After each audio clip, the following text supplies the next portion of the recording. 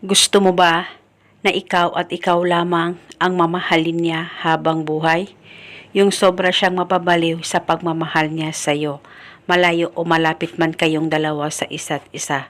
Kaya ngayon, itong ritual na ibabahagi ko sa inyo ay makakatulong ito lalong-lalo na kung kayong dalawa ay nagkamalabuan na sa isa't isa at ayaw mo na tuluyang masira o tuluyang magkahiwalay kayong dalawa ng partner mo at gusto mo na habang buhay magmamahalan kayo. Kaya ngayon, gawin itong ritual na buo ang loob at tiwala mo. Gawin sa tama, gawin sa mabuti at hilingin ng buong puso. Una, ang gagawin mo lamang, kumuha ka ng maliit na bote na may takip. Lagyan mo ito ng kaunting oil, kahit na anong oil na meron ka ay pwedeng gamitin. At pagkatapos ay patakan mo ito ng pabango mo, kahit ilang patak ng pabango ay pwede po.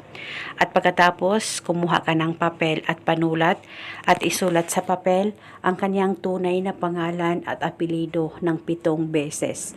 At pagkatapos mo na itong masulat, tupiin ang papel kahit ilang tupi at isilid o ilagay itong papel sa loob ng bote.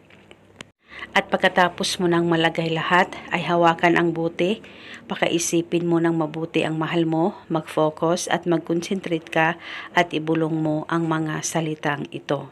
Pangalan at apelido, sa kapangyarihan at tulong nitong ritual, ako at ako lamang ang mamahalin mo habang buhay, malayo o malapit man tayong dalawa sa isa't isa.